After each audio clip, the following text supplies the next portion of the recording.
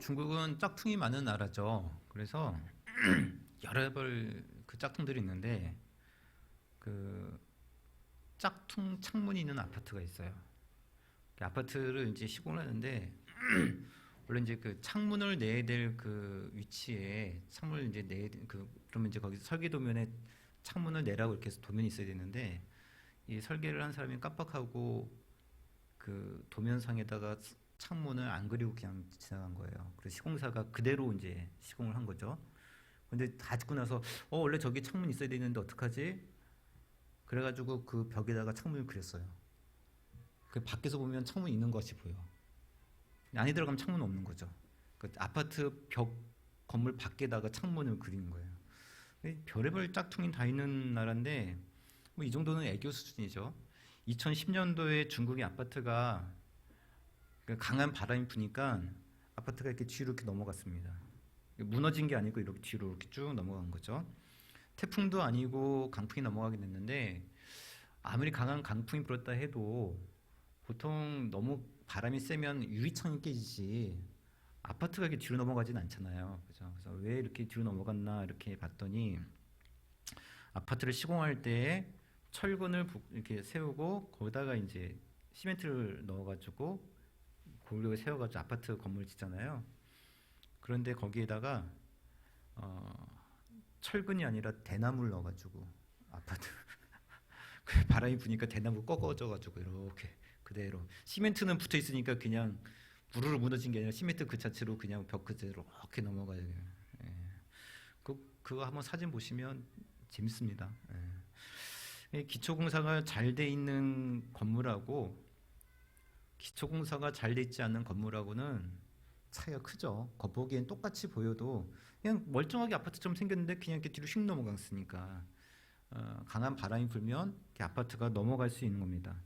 뭐 이런 부실하고 위험한 아파트에 살고 있으면 하루라도 빨리 튼튼하고 안전한 아파트로 옮겨야 되는데 겉보기엔 잘 구분이 안 되니까 이게 문제겠죠. 자, 바울은 13절에서 하나님께서 우리를 그리스도의 나라로 옮기셨다라고 이렇게 이야기를 하고 있습니다. 이게 사도 바울이 자주 쓰는 표현이라 말씀드렸죠.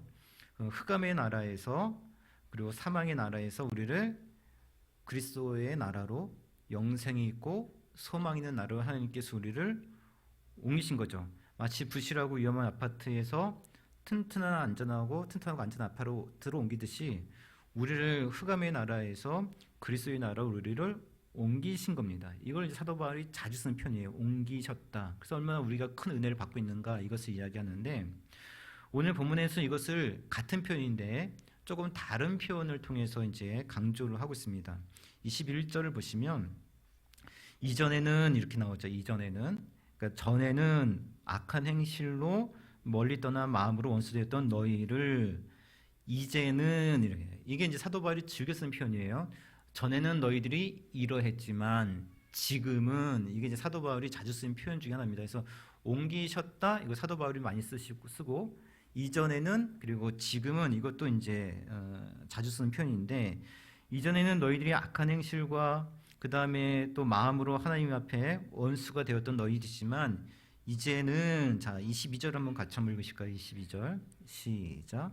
이제는 그의 육체의 죽음으로 말미암아 화목하게 하사 너희를 거룩하고 흠없고 책망할 것이 없는 자로 그 앞에 세우고자 하셨으니. 자 옮기셨다 여기서 이제 그 사도 바울이 얘기한 게 뭐냐면 전에는 너희들이 하나님과 원수였지만 이제는 그리스도의 육체로 말미암아 너희를 하나님께서 너희들과 화목하게 하셨다라고 이야기하죠. 지금은 우리가 화목된 관계, 예전에는 원수였지만 지금은 화목된 관계가 되었다. 하나님께서 우리를 화목하게 하셨다라고 이야기하는 거예요.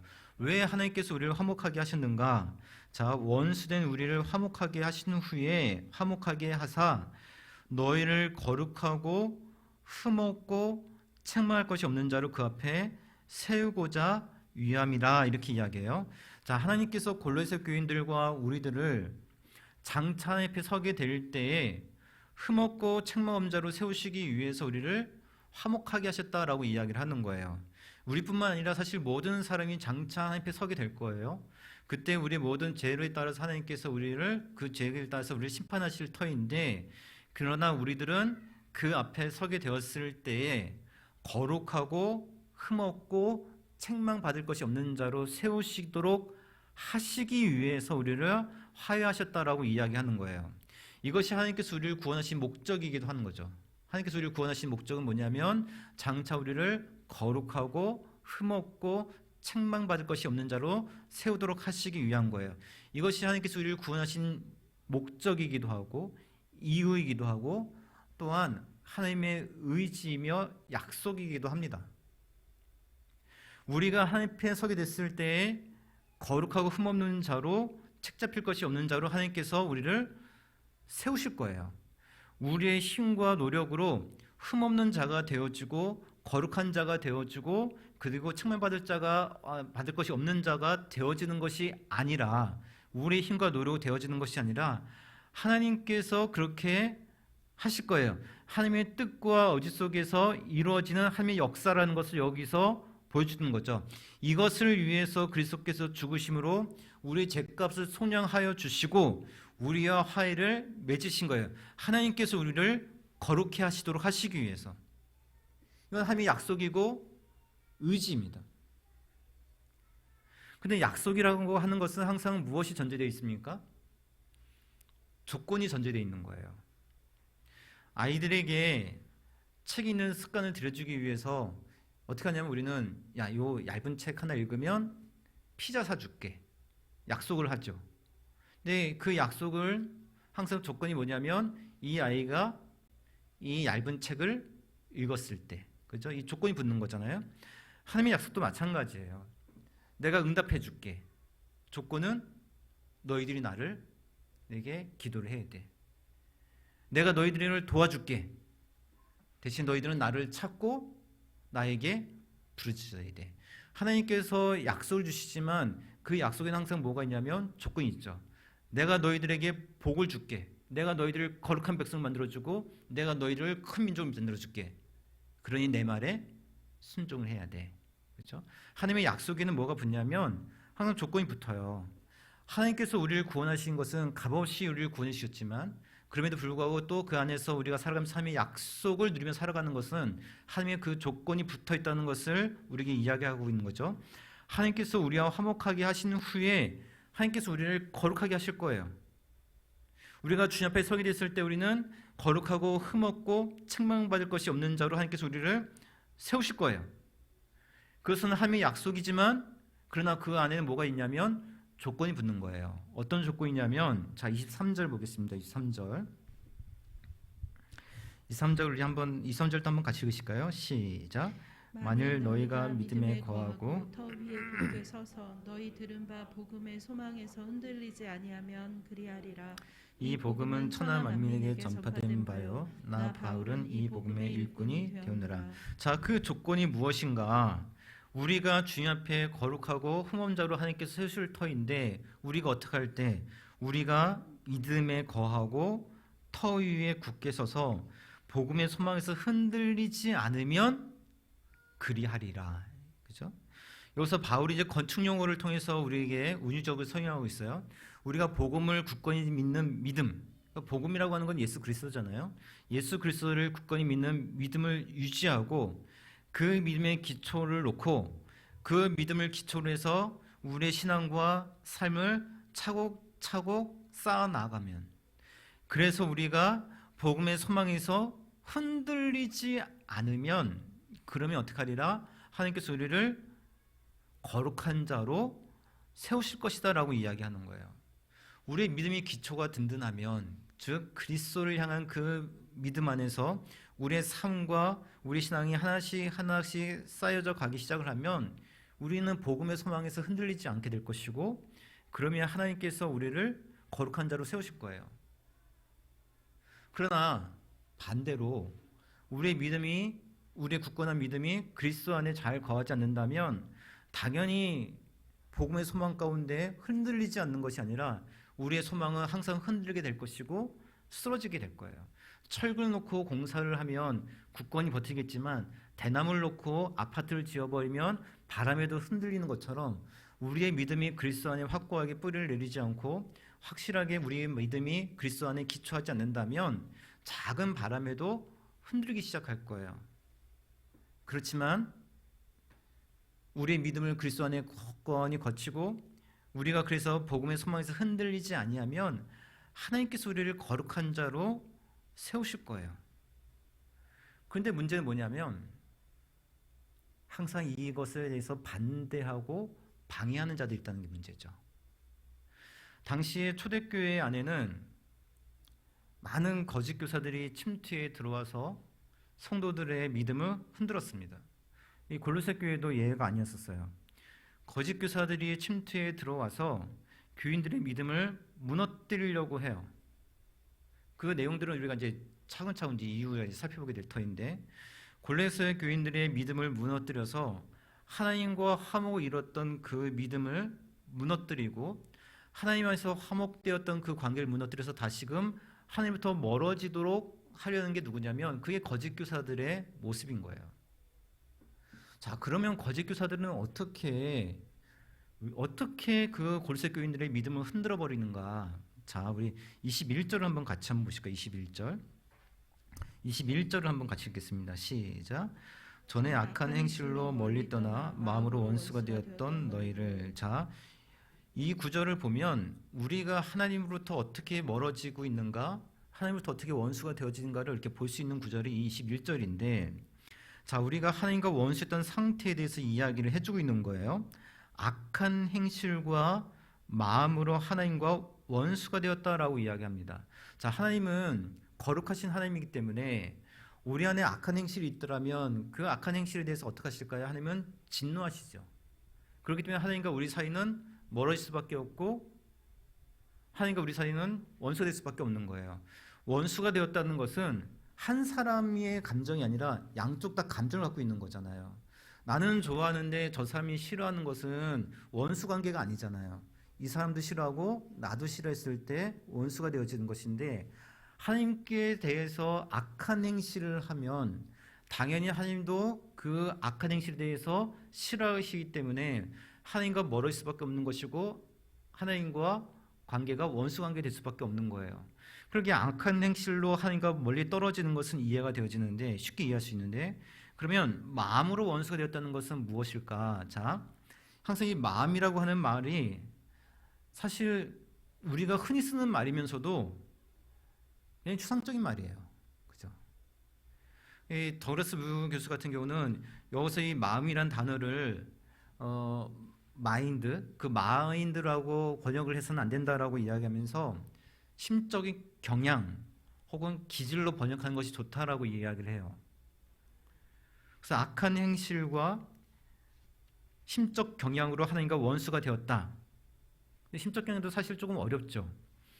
이걸 이제 톰라이트 해석을 보면 조금 더 쉽게 설명하겠는데, 여기서 이 마음으로 번역된 그 헬라어 단어가 마음 자체를 의미하는 것이 아니라 마음이 작동하는 방식을 의미하는 것이다라고 이야기하면서 이해와 지성의 과정이라 이야기해요. 이게 이제 로마서 1장 21절과 30절에 있는 내용과 유사한 건데, 더 단순하게 설명을 드리면 여기서 마음이라고 번역하는 것이 아니라 이해와 지성, 조금 더 쉽게 번역하면 생각이란 말로 번역하는 것이 좋다라고 이야기하는 거예요. 생각. 우리가 어떤 행동을 할 때에는 어떤 생각이 들기 때문에 그렇게 행동을 하는 거예요. 식사 시간이 되면 생각합니다. 오늘 점심은 무엇을 먹어야 될까? 생각해서 떠오르면 그걸 먹는 거죠. 메뉴 정하기 귀찮으면 백반집을 가야 되겠다. 그래서 생각을 떠올려서 백반집에 가게 되는 거고, 그 생각에 따라서 우리는 행동을 하게 돼요. 또 이런 식으로 여러 가지 생각을 하면서 생각은 영향을 미치게 되는데, 반대로 행동은 또다시 생각에 영향을 미치게 됩니다. 하나님이 세상을 창조하시고 사람을 창조하셨을 때 뱀이 다가와서 인간에게 선악과를 따먹도록 유혹을 하죠. 그래서 생각을 불어넣습니다. 야, 저 나무 먹고 저 열매를 먹으면 죽는데? 그때 여자가 글쎄 죽을 수 있다라고 하나님께서 얘기하셨다는데 이렇게 얘기해요. 이 여인은 벌써부터 여러 가지 머릿속에서 하나님 명령을 생각을 했던 거죠. 그리고 그 명령을 어떻게 받아들였냐면 죽는다라고 받아들였던 것이 아니라 죽을 수 있겠다라고 받아들이고 생각을 하고 있었던 거예요. 그런데 뱀이 이야기합니다. 야, 생각을 해봐. 다른 거 다 먹어도 되는데 왜 그것만 먹으면 죽으라 그래? 뭔가 이상하지 않아?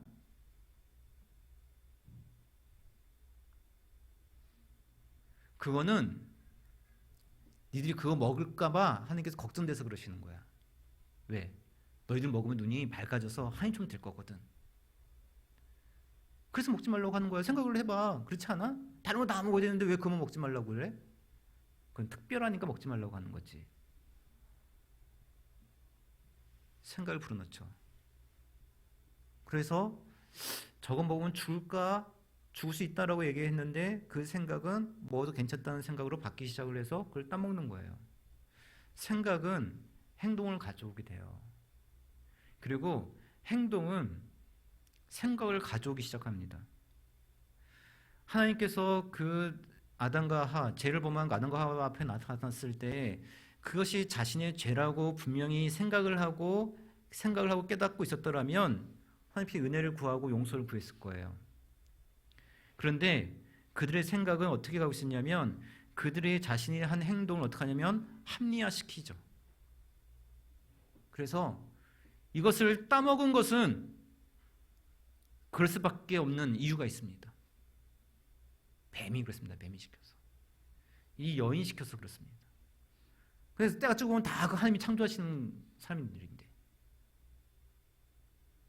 이러면서 자기의 생각들을 어떻게 하냐면 자기 행동들을 합리화시키기 시작을 해요. 생각은 악한 행동을 만들어내고 악한 행동은 또다시 악한 생각을 만들어내게 돼 있어요. 순환적인 구조죠. 어떤 사람이 생각을 해요. 야, 내가 지금까지 회사에서 여러 가지 수고했으니까 요 정도 조금 횡령해도 괜찮을 것 같은데 요거 좀 삐당쳐도 괜찮을 것 같은데 그래, 이 정도는 괜찮을 것 같아. 이만큼 삐땅 쳤어요. 삐땅 치고 나서 어떻게 해요? 자기 행동을 더 합리화시킨단 말이에요.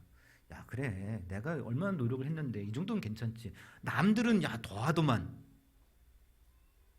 그래서 밤에 할 때는 조금 더 행동해도 괜찮을 것 같아. 그래서 조금 더 크게 행동을 하죠. 야, 내가 지금까지 한 게 어딘데 이 정도 해도 될 것 같아. 또 행동을 하기 시작을 하죠. 생각은 행동을 만들어내고 행동은 또 생각을 만들어내게 됐어요. 악한 행실과 생각은 밀접한 관계가 있고 순환적인 그런 관계가 있습니다. 중요한 건 뭐냐면 생각이에요. 생각이 중요해요. 우리가 그리스도를 어떻게 생각하는가? 하나님의 말씀에 대해서 우리가 어떻게 생각하고 어떻게 이해하는가? 어떻게 받아들이는가에 따라서 우리의 행실이 달라져요. 생각이 흔들리면 결국 행실이 흔들게 되는 거예요. 거짓 교사들이 고로새 교인들한테 악한 행동을 하라고 하지 않습니다. 그리스도에 대해서 여러 가지 의심된 생각을 하도록 만드는 거죠. 여러 가지 신앙생활에 대해서 다른 생각을 하도록 만드는 거예요. 그러면 그 생각에 지배를 받으면 그런 행동을 하게 되니까 그리스도를 아는 지식에서 하나님을 향한 신뢰에 대한 생각에 의심풀도록 하고 자꾸 거기에 대해서 다른 생각을 하도록 만드는 거예요. 그렇게 생각을 하기 시작을 하면 그래서 그렇게 생각이 들어오기 시작을 하면 점차 현실도 하나님과 멀어지는 그런 행동으로 옮겨가게 되는 거예요. 생각이 굉장히 중요해요. 우리가 하나님에 대해서 어떤 생각을 갖고 있는가? 그리스도에 관해서 어떤 생각을 갖고 있는가? 우리가 신앙생활에 대해서 어떤 생각을 갖고 있는가? 여기에 따라서 우리의 믿음과 행동이 달라지게 되는 거예요. 예배에 대해서 어떻게 생각을 하고 있는가? 여기에 따라서 우리의 행실이 달라지게 되는 거예요. 특히 오늘날 더욱더 그렇습니다. 세상은 우리들이 복음의 소망에서 흔들리기를 세상 속에서 조금씩 기울어져서 넘어지도록 할 거예요. 그래서 자꾸만 우리가 그 안에서 넘어지도록 하기 위해서 자꾸 왜곡된 생각을 넣게 될 것이고 다른 생각을 넣게 될 것이고 여러 가지 의심을 넣게 될 것이고 많은 생각들을 넣게 될 거예요. 그리스도 안에 거하고 그리스도 안에서 거하면서 그리스도를 바라보고 그리스도를 향하는 그런 생각을 갖는 것이 맞는데도 불구하고 머릿속에서 자꾸만 거기서 벗어나도록 여러 가지 생각들을 우리에게 불어넣으려고 할 거예요. 지금 우리가 코로나로 인해서 현장에서 예배를 드리고 가정에서 예배를 드리고 있습니다. 어쩌면 제 생각에는 가정에서 예배 드리는 게 더 힘들다고 생각이 되어져요. 솔직히 말씀드리면. 그래서 가정에서 온전하게 예배 드리는 것을 하나님께서 굉장히 기뻐하실 것이고 또 그 잔당적인 모습으로 준비해서 예배 드리는 것을 하나님께서 굉장히 기뻐하실 거예요. 하지만 때로는 그러다 보니까 여러 가지 지금 코로나로 인해서 예배 드리는 것이 어려운 그런 환경이다 보니까 때로는 그냥 예배를 드리지 않고 지나치는 경우들도 종종 생길 수가 있어요. 그런데 그것에 대해서 괜찮다는 생각을 하기 시작을 하는 거예요. 왜냐하면 우리가 코로나 상황이니까, 지금은 우리가 비상 상황이니까. 그런 생각이 들어오면 예배를 안 드리게 되는 것도 점점 어떻게 되면 자연스럽게 되어질 거예요. 생각이 들어오면 예배를 쉬게 되는 거예요. 분명히 예배는 예배를 향한 하나님의 어떤 마음 앞에서 우리의 삶을 드리는 헌신이잖아요. 헌신은 당연히 힘든 거거든요. 당연히 여러 가지 어려움을 통해서 우리 하나님 앞에 드리는 것인데도 불구하고 우리가 점점 생각이 달라지기 시작을 하면, 예배에 대한 생각이 달라지기 시작을 하면 그냥 쉬어도 된다는 생각이 들어오기 시작을 하고, 그러면 그것이 행동 나타나고 또 행동이 그렇게 나타나기 시작하면 또 생각을 하게 돼요. 아, 괜찮을 거야. 상황이 이러니까 또다시 합리화를 하기 시작하고 또 그 행동이 또 반복이 되어지면서 예배가 쉬게 되는 거예요. 물론 제가 이 말씀드리는 것은 저희 교회 성도들은 가정에서 온전한 모습으로 예배를 잘 드리고 있으리라고 믿기 때문에 이런 말씀을 드리는 거예요. 앞으로 그렇게 될 수도 있다는 거죠. 이게 점점 장기화되어지고, 사실 1년 안에 끝낼 수 있을 것이라 생각되어졌는데 그것이 아니라 장기화되어지면서 점점 예배드리는 것이 이런 생활 패턴에 익숙해지기 시작을 하다 보면 점점 생각이 하나님 앞에 헌신된 모습으로 예배를 드리고 준비된 모습으로 예배를 드리는 것이 아니라 그냥 어디서나 편하게 드릴 수 있다는 것, 편하게 드리는 것이 예배라는 생각이 들어오기 시작을 하면서 점점 예배 드리는 그런 행동이 달라질 수 있다는 거예요. 어쩌면 헌금도 마찬가지일 겁니다. 헌금 역시도 하나님을 향한 의지고 감사고 그리고 기쁨이고 하나님 대한 헌신이잖아요. 그런데 이것도 여러 가지 생각이 들어오기 시작하면서 달라질 수 있을 거예요. 우리의 필요가 있으니까. 그리고 세상은 점점 헌금에 대해서 부정적으로 이야기하는 시각들이 많아지고 있으니까 커봐, 그럴 수 있는 거야. 생각을 하기 시작하면 행동을 옮겨지기 시작하는 거죠. 우리 자녀들에 대한 생각도 마찬가지일 거예요. 우리는 항상 이렇게 이야기해요. 우리 자녀들의 신앙이 중요하다고. 자녀들이 정말 예배 잘 드리는 자녀들이 됐으면 좋겠다라고 이렇게 이야기를 하지만, 그럼에도 불구하고 우리 마음속에 더 중요한 것은 자녀들이 예배드리는 어떤 그런 삶과 태도보다는 학교, 학원, 직장 이런 것들이 더 중요하다고 생각하기 시작을 할 거예요. 그런 생각이 들어오면 행동은 나타나요. 자녀들이 우리의 삶과 우리가 드려진 그 예배를 자녀들이 이어받아서 어려운 시대 속에서도 그래도 그 예배드리는 그러한 예배자로서의 삶을 이어받고 신앙의 전수자가 되어서 있다는 것을 예배자로 살아가기를 소망하는 마음을 갖고 있다라고 이야기하지만, 말은 그렇게 하지만 생각 속에는 그거보다는, 예배보다는 더 중요한 것들이 생각이 들어오기 시작하죠. 자녀들에게 더 중요한 것은 학원이고 자녀에게 더 중요한 것은 학교고, 그래서 예배는 안 들어와도, 예배는 못 드려도 학원은 가도록 하게 하고, 이런 모습들이 우리 안에 나타나기 시작하는 거예요. 생각이 행동을 나타나는 거예요. 그리고 행동은 생각을 더 강화시킵니다. 그래, 어쩔 수 없는 거야. 지금 시대가 이러다 보니까, 교회가 더 많이 지금 확산되어지고 있으니까, 교회를 통해서 많은 전염병이 나타나고 있으니까, 우리는 그 생각에 따라서 점점 자녀들이 하나님과 가까이 나아가고 하나님께 예배드리자로서 나아가도록 우리는 그들을 돕는 것이 아니라, 오히려 우리는 자녀들이 하나님과 거리가 멀어지게 하고 하나님과 원수된 관계 속으로 멀어지도록 만들어버리고 있는 그런 모습 속에 우리는 신앙생활을 하고 있을지도 몰라요. 겉으로 보기에는 굉장히 멀쩡해 보이고 겉으로 보기에는 괜찮은 아파트처럼 보이지만 결국엔 바람이 불면 쓰러지는 것처럼 우리는 그러한 신앙생활을 갖고 있는 것일지도 모르고, 그런 신앙생활로 자녀들을 양육해 나가고 있을지도 모른다는 뜻이랍니다. 하나님을 향한 분명한 믿음은요, 생각에서 나와요. 예배가 어떤 것인가 생각을 해야 되고, 기도라고 하는 것은 무엇인가 생각을 해야 되고, 신앙이라고 하는 것은 무엇인가 생각을 해야 되고, 가장 중요한 것, 그것보다 더 중요한 것은 그리스도가 어떤 분인가를 우리는 생각을 해야 돼요. 그리스도께서 나를 위해서 어떤 일을 행하셨는가를 생각을 하고, 그 생각을 하고 살아가지 못하면 그냥 그리스도는 나를 위해 존재하시는 분, 그냥 내 소원이나 들어주시는 분, 나 어려울 때 그냥 피로 채워주시는 분, 그냥 내가 어려울 때 찾으면 되는 분, 이런 식으로 인식을 하기 시작할 것이고, 우리 점점점 그리스도와 멀어지는 그런 삶 속에 살아가기 시작할 겁니다. 생각이 중요합니다. 하나님과 멀어지는 생각을 하면 하나님과 멀어지는 행동을 하게 될 것이고, 그리스도를 생각하고 그리스도와 가까워지는 생각을 하면 우린 그리스도와 가까워질 것이고, 그런 행동으로 나타나게 될 거예요. 세상은 더욱더 우리들로 하여금 하나님의 무능력에 대해서 이야기를 하고, 교회의 부정적인 것에 대해서 이야기하고, 우리의 생각이 흔들리게 할 거예요. 그럼에도 불구하고 세상의 목소리 듣고 생각하는 것이 아니라 말씀을 통해서 그리스도가 어떤 분인가를 생각을 해야 될 것이고, 말씀을 읽으면서 우리는 그리스도 앞에 어떤 삶을 살아야 될 것인가 생각을 하고 살아가기 시작한다면 우리의 감정과 행동 역시 흔들리지 않게 될 것이고, 그리스도 안에서 굳건히 세워지는 그런 삶을 우리는 살아가게 될 것입니다.